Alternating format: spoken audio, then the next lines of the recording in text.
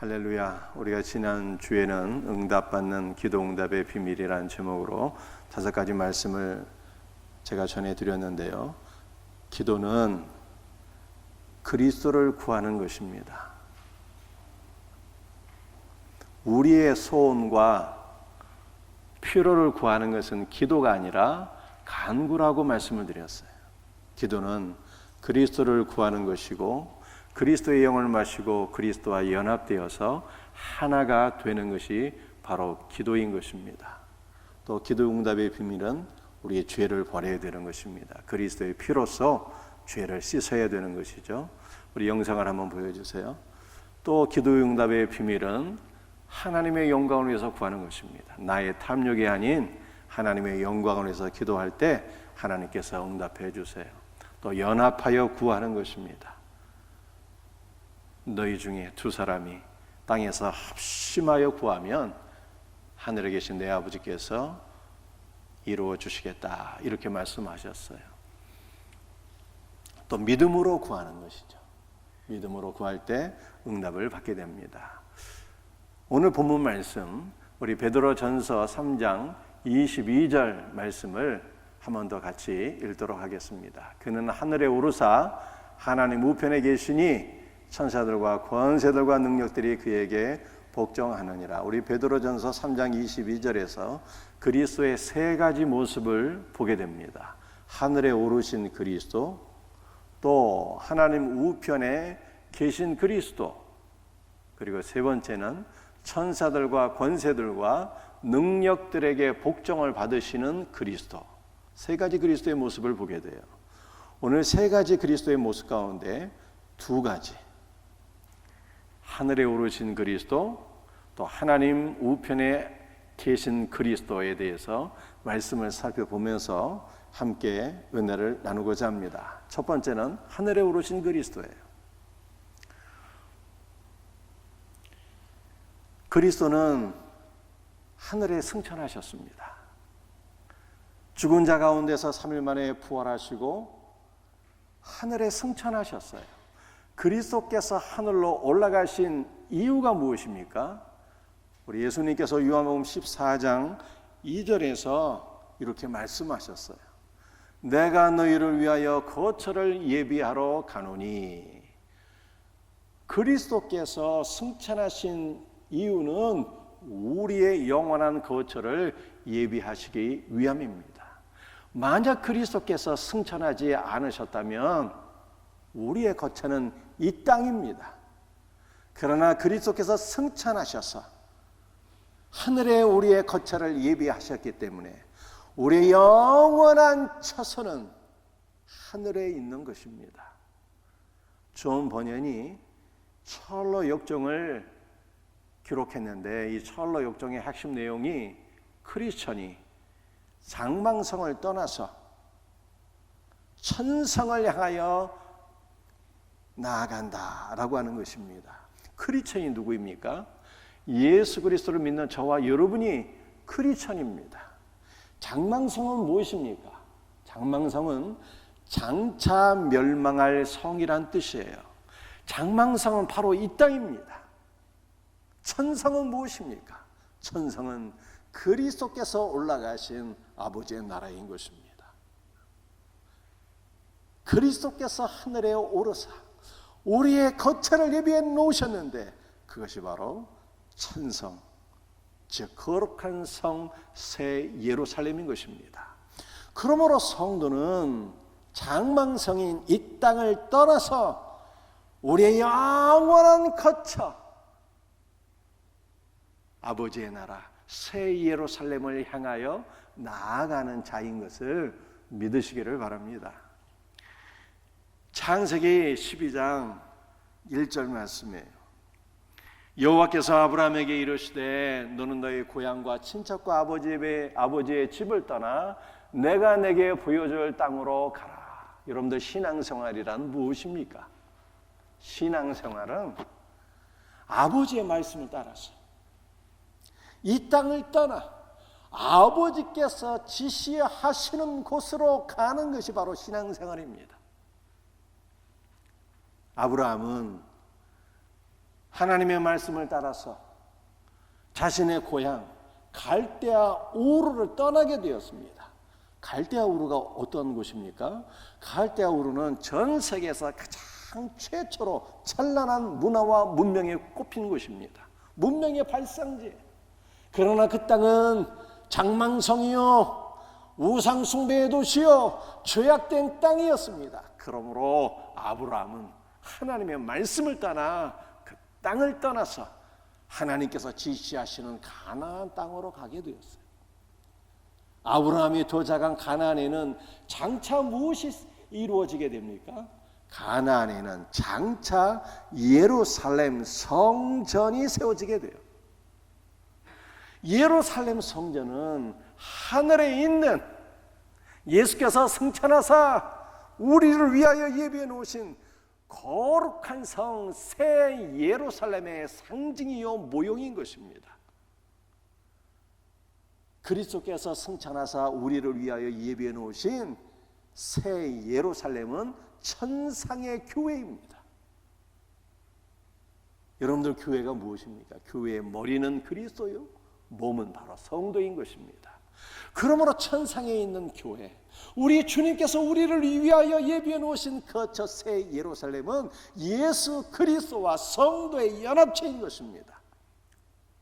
우리는 죽음을 통해서 이 땅을 떠나 우리 주님께서 예비해 놓으신 새 예루살렘으로 들어가는 것입니다. 다시 말해서 성도는 죽음을 통해서 이 땅을 떠나 그리스도의 품 안에 안겨서 그리스도와 연합되어서 그리스도의 생명을 영원토록 누리는 복을 받게 되는 거예요. 그러므로 성도는 이 땅을 소망하며 이 땅에 영원히 살 것처럼 착각하는 것이 아니라 그리스도께서 우리를 위하여 예비해 놓으신 하늘 본향 새 예루살렘을 사모하며 소망하며 살아야 될 것을 믿으시기를 바랍니다.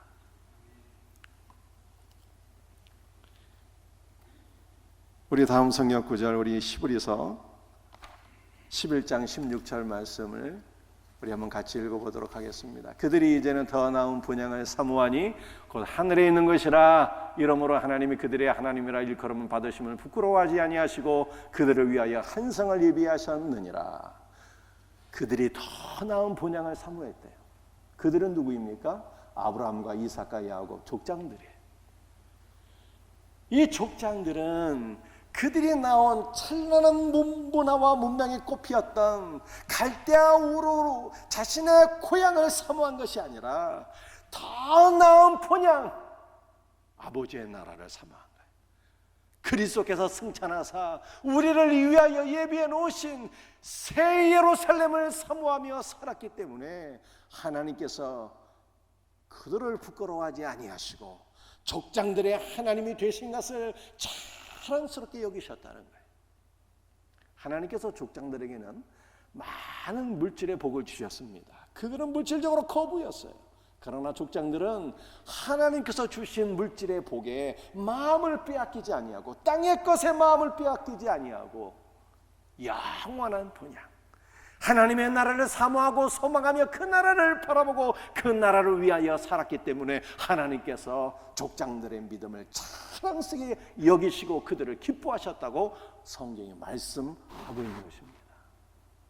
여러분들, 우리는 이 땅에 영원히 사는 존재가 아니라 그리스도께서 승천하사 우리를 위하여 예비해 놓으신 거룩한 성 새 예루살렘을 소망하며 그 나라를 향하여 걸어가는 순례자요 나그네인 것을 믿으시길 바랍니다.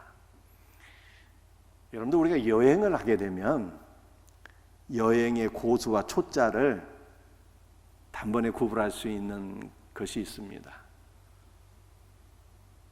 여행 고수는요, 여행을 할 때 짐을 단출하게 꾸립니다. 꼭 필요한 것만 꾸려요. 작은 캐리어 하나만 충분합니다. 그 여행의 초짜들은요, 바리바리 다 싸가지고 와요. 큰 캐리어 몇 개씩 가지고 다닙니다. 여러분들, 우리는 이 땅에 나그네로 살기 때문에 이 땅에 있는 것들에 너무 마음을 많이 빼앗겨서 이 땅의 것들을 많이 소유하려고 하면 안 돼. 아버지께서 우리의 삶에 필요한 모든 것 다 채워주실 것을 믿으시고 짐을 간출하게 해야 되는 것입니다. 여러분들, 우리가 성지순례를 가게 되면요, 우리가 선교지에 선교 여행 가잖아요. 그 선교 여행을 가게 되면은 선교 사역을 마치고 우리가 다시 귀국할 때는요, 가지고 갔던 모든 것들을 아낌없이 다 나눠주고 오게 됩니다. 가지고 갔던 김치, 라면, 생활품, 심지어는 환전해서 가지고 갔던 돈까지 쓰고 남은 것은 선교사님에게, 또 현지인들에게 다 나눠주고 오는 거예요. 그러면 선교사님과 현지인들의 마음이 위로를 받고 다시 한번 힘을 얻어서 또 사역에 매진하게 되는 것입니다. 그리고 우리는 그저 텅 빈 캐리어만 가지고 귀국하는 거예요. 우리가 하나님 나라에 들어갈 때 우리는 나그네로 이 땅에 살아가고 있는데, 아버지의 나라에 들어가기 전까지 우리는 나그네로서 아버지께서 맡겨주신 것이 있다면 이 땅에서 다 나눠주고 베풀고 섬기고 그 다음에 아버지의 나라 본향으로 돌아가야 되는 것입니다. 우리 그림 한번 보여주세요. 여러분들이 이 사진에서 볼 수 있는 남성분은 작년 12월에 인천 제2교회를 30년 동안 심호하시고 은퇴하신 이건영 목사님이에요. 지금은 인천 제2교회 원로 목사님이십니다. 그 옆에 계신 여성 세 분은, 한 분은 사모님이시고, 한 분은 전도사님, 여자 전도사님이시고, 또 한 분은 인천 제2교회를 심호하시는 시무 권사님이에요. 이 건영 목사님이 올 3월에 인천 용현동에 행복 나눔 마트라고 하는 작은 마트를 세우셨어요. 아니, 목사님이 도대체 마트를 왜 세웠나?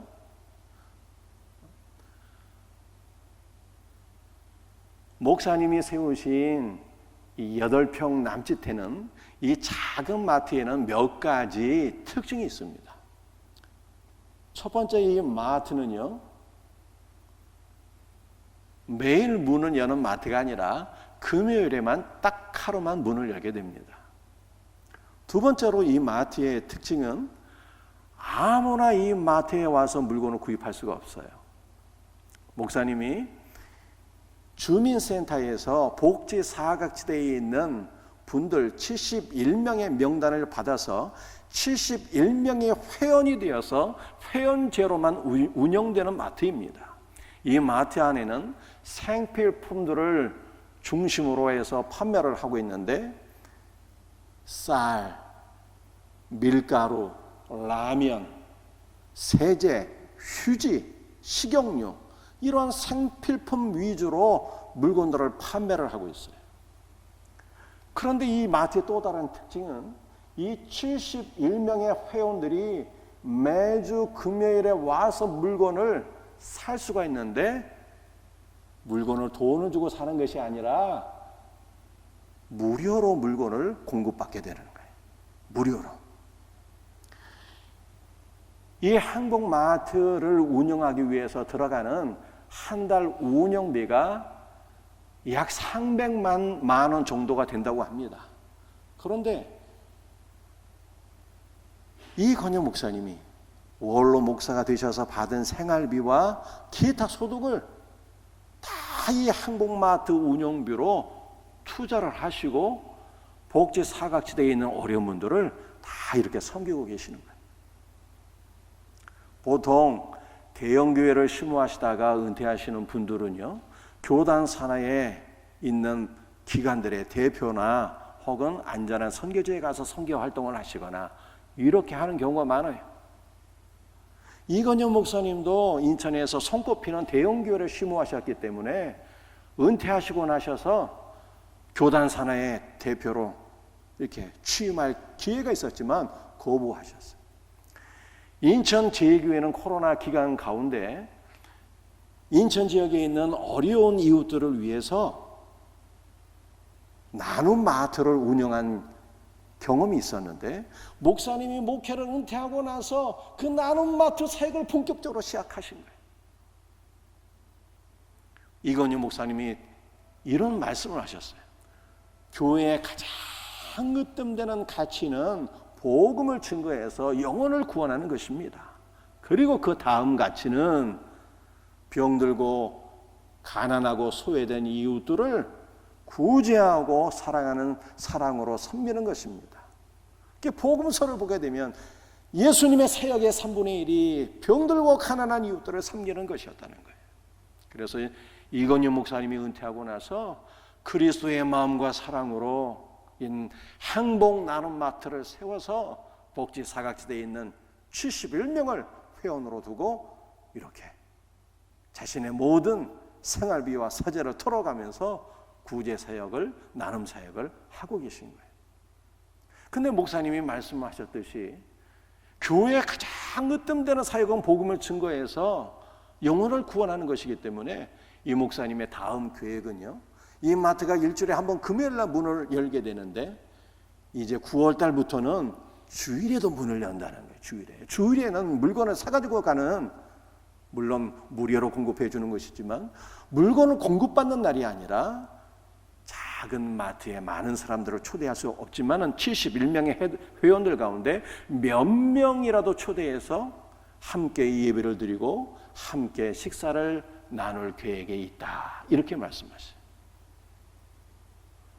그래서 이 항복 나눔 마트가 대한민국 최초의 마트 교회가 될 예정입니다.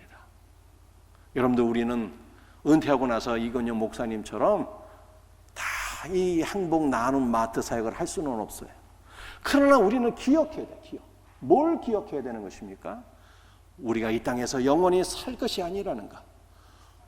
우리의 본향은, 우리가 돌아갈 것은 그리스도께서 승천하신 하나님의 나라, 주께서 우리를 위하여 예배해 놓으신 새 예루살렘이라는 것을 기억해야 되며, 우리가 그곳에 들어갈 때는 아무것도 가져갈 것이 없으며 주님께서 우리를 부르시기 전에 주님께서 우리에게 맡겨주신 것은 다 나누며 섬기며 베풀며, 그리고 우리는 빈손으로 가야 된다는 것을 기억할 수 있는 은혜가 있기를 주님의 이름으로 축복합니다.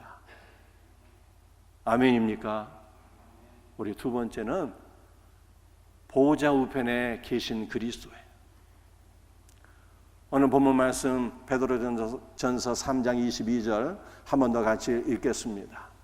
그는 하늘에 오르사 하나님 우편에 계시니.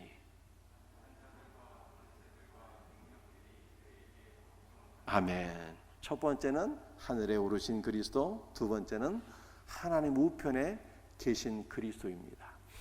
성자 예수께서 성부 하나님 우편에 계신다는 것은 성자께서 아버지 바로 옆에 계신다는 뜻이에요. 바로 옆에. 아버지와 가장 가깝고 친밀한 상태에 계신다는 뜻입니다. 성자 예수께서 성부 하나님 바로 곁에 계신다는 것이 우리에게 기쁨이요 소망인 거예요. 왜 성자께서 성부 바로 옆에 앉아 계시는 것이 우리에게 기쁨이고 소망일까요? 우리 로마서 8장 말씀을 한번 보시겠습니다. 같이 읽도록 합니다. 누가 정죄하리요?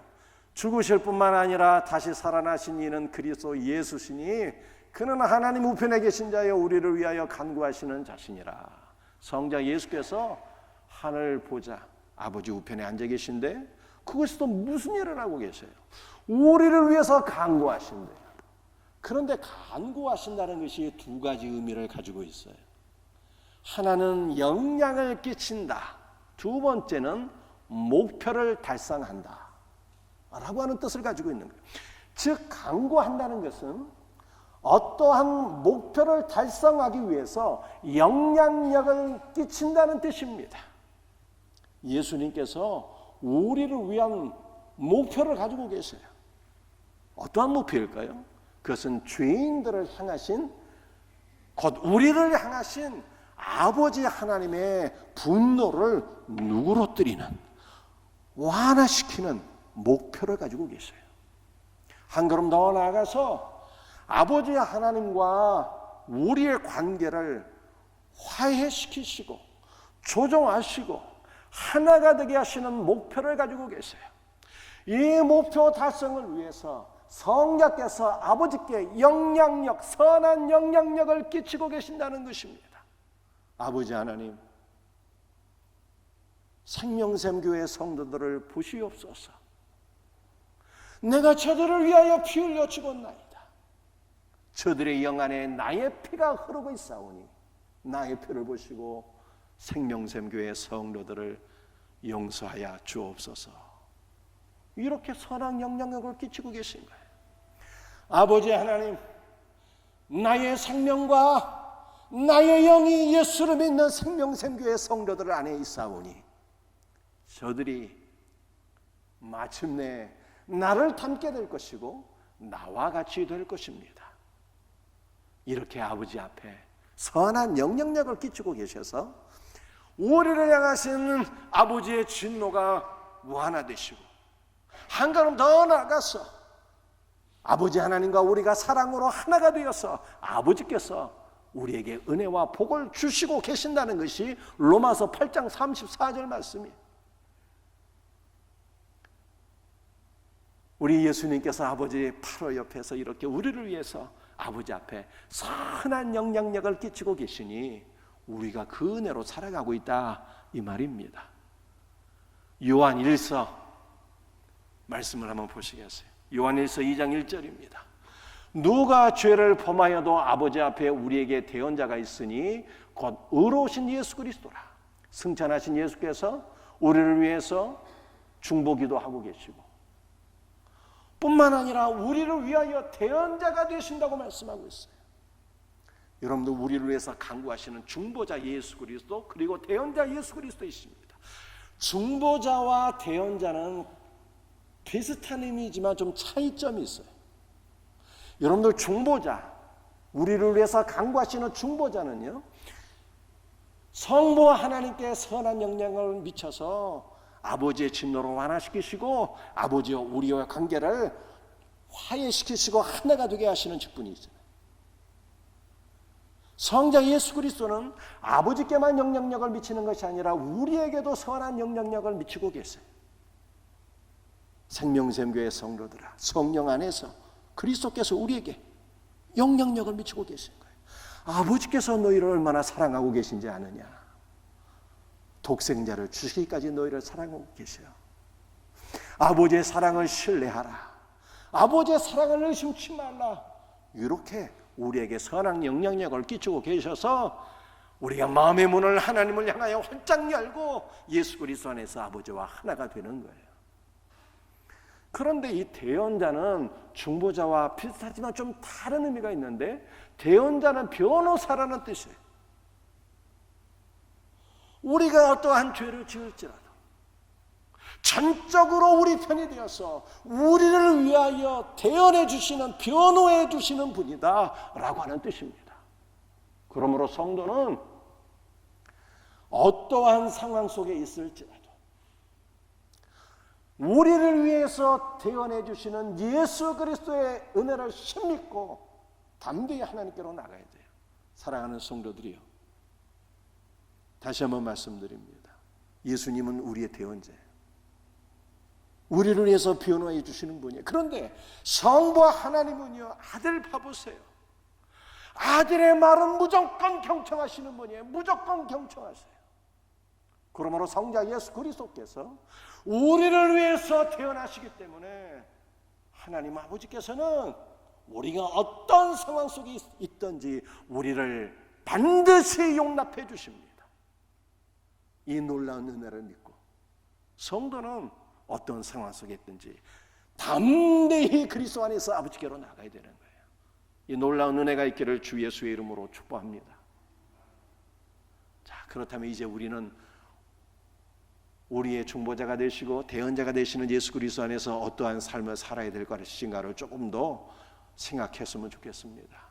그리스도 예수 안에서 우리도 중보자가 되어야 되고요, 누군가를 위한 대언자가 되어야 하는 것입니다. 우리 예수님께서 아버지께 선한 영향력을 끼쳐서 아버지와 우리가 하나가 되었잖아요. 그 아버지께서 베풀어 주신 은혜로 우리가 살고 있는 거 아니겠습니까? 우리가 이와 같은 은혜를 받았다면 우리도 누군가에게 선한 영향력을 끼쳐서 깨어진 관계도 하나로 연합되고 화해될 수 있도록 그렇게 중보자가 되어야 되는 거예요. 만약 우리가 누군가를 중상모략해서 관계를 깨어지게 한다면 이것은 그리스도의 사역이 아니라 마귀의 사역인 거예요. 그러나 우리는 그리스도 예수 안에서 중보자로 부름받은 거예요. 그리스도 예수 안에서 선한 영향력을 끼쳐서 깨어진 관계도 하나로 회복될 수 있도록 선한 영향력을 끼칠 수 있는 우리 복된 성도들이 되시기를 주 예수의 이름으로 축복합니다. 저와 여러분은 중보자와 대언자로 그리스도 안에서 부르심을 받은 거예요. 사명 감당하는 성도가 되기를 예수 그리스도의 이름으로 축복합니다. 세 번째, 함께 보좌 우편에 앉게 하신 그리스도예요. 베드로전서 3장 22절 승천하사 보좌 우편에 앉아 계신다 말씀하고 있죠. 그런데 에베소 2장 6절을 보게 되면 함께 일으키사 그리스도 예수 안에서 함께 하늘에 앉히시니 라고 말씀하셨어요. 승천하사 보좌 우편에 오르신 그리스도께서 예수를 믿는 우리 성도들도 함께 하늘로 올리셔서 보좌 우편에 앉게 하셨다라는 말씀입니다. 우리가 장차 죽어서 보좌 우편에 앉게 될 것이다 라고 하는 것이 아니라 과거형이에요. 보좌 우편에 앉게 하셨다라고 성경은 말씀하고 있습니다. 그러므로 우리는 질문해야 돼. 질문. 예수님, 우리 주님은 하늘에 오르셔서 하늘 성전에 아버지 보좌 우편에 앉아 계시고 우리는 지금 이 땅에 앉아 있는데 왜 우리를 하늘 성전의 보좌 우편에 앉게 하셨다라고 과거형으로 말씀하셨나요? 질문해야 되는 거예요. 우리는 어떻게 에베소 2장 6절에서 말씀하고 있는 것처럼 하늘 성전 보좌 우편에 앉을 수 있는 것입니까? 라고 질문해야 되는 거예요. 어떻게 우리가 하늘 성전 보좌 우편에 앉게 되는 것입니까? 오늘 마지막 성경 구절에 욥기서 38장 5절 말씀입니다. 누가 그것의 도량법을 정하였는지 누가 그 줄을 그것의 위에 띄었는지 내가 아느냐. 누가 누구에게 하신 말씀일까요? 하나님께서 욥에게 하신 말씀이에요. 욥아, 누가 그것의 도량법을 정하였는지 너는 알고 있느냐라고 말씀하셨는데 도량법은 치수라고 하는 뜻입니다. 이것은 하나님께서 우주 만물을 창조하셨을 때 정확하게 치수를 재시고 창조하셨다는 뜻이에요. 이것은 하나님께서 만드신 우주 만물이 그저 우연히 발생하게 된 것이 아니라 하나님께서 모든 것을 정확하게 설계하시고 하나님의 설계를 따라 우주 만물이 지음바 되었다라고 하는 것을 보여주는 말씀입니다. 그런데 욥기서 38장 5절의 하반절에 누가 그 줄을 그것의 위에 띄었는지 내가 아느냐라고 말씀하고 계시잖아요. 그러니까 하나님께서 예를 들면 별과 별들을 창조하실 때 이 별과 별들의 거리를 줄로 재어서 치수를 재시고 창조하셨다는 뜻도 되지만 하나님께서 창조하신 모든 우주 만물이 해와 달과 별들이 하나님께서 줄로 다 엮으셔서 하나님의 줄에 의해서 우주 공간에 매달려 있다라고 하는 뜻이에요. 하나님께서 해와 달과 모든 별들을 도대체 무슨 줄로 엮어서 하늘 공간에 매달아 놓은 것입니까? 중력의 줄로 하나님께서 모든 것들을 다 엮으시고 매달아 놓으셨어요. 자, 그런데 하나님께서 이 중력이라고 하는 줄로 별과 별들을 다 연결하시고 매달아 놓으신 것처럼 하늘에 있는 그리스도, 보좌 우편에 앉아 계신 그리스도와 이 땅에 있는 우리를 줄로 연결하셔서 줄로 연결되어 있어요. 우리가 무슨 줄로 연결되어 있는 것입니까? 기도의 줄로 연결이 되어 있어요. 기도의 줄로. 그래서 우리는 이 땅에 앉아 있고 그리스도는 하늘 보좌 위에 계시지만 기도의 줄로 통신하게 되는 거예요. 그리스도와 기도의 줄로. 그리고 그리스도께서는 기도의 줄로 강력한 은혜를 베푸사 우리의 영을 하늘 보좌 위로 끌어올리셔서 하늘 성전에 하나님의 영광과 임재 속으로 우리를 들어가게 하신다는 말씀인 것입니다. 사랑하는 성도들이요, 기도를 귀하게 여기시는 우리 성도가 되어야 돼요. 우리는 다시 한 번 더 기도가 무엇인가를 깨달아야 됩니다. 기도는 우리의 필요를 구하는 것이 아니라 그리스도를 구하는 거예요. 그리스도의 영을 마시고 그리스도와 연합되어 하나가 되는 것입니다. 우리가 그리스도를 구할 때 우리는 기도를 통해서 그리스도 앞으로 나아가게 될 때 그리스도께서 기도를 통해서 우리의 영을 틀어서 하늘 보자 하나님의 영광과 그 놀라운 임재 안으로 들어가게 하실 것을 믿으시길 바랍니다. 그러므로 날마다 기도에 힘쓰는 우리 성도들이 되어야 하는 것입니다. 오늘 말씀을 마치도록 하겠습니다. 오늘 세 가지 말씀드렸어요. 우리의 영원한 거처는 이 땅이 아니라 하나님 나라, 주께서 우리를 예비하신 새 예루살렘이라 하는 것. 우리는 이 땅에서 나그네로 살아가기 때문에 하늘 본향에 돌아가기 전까지는 다 나누어주고 빈손으로 가야 된다는 것. 두 번째, 그리스도는 하늘에 오르시고 아버지 보좌 우편에 앉아 계신다는 것. 이것이 우리의 기쁨이요 소망이라는 것.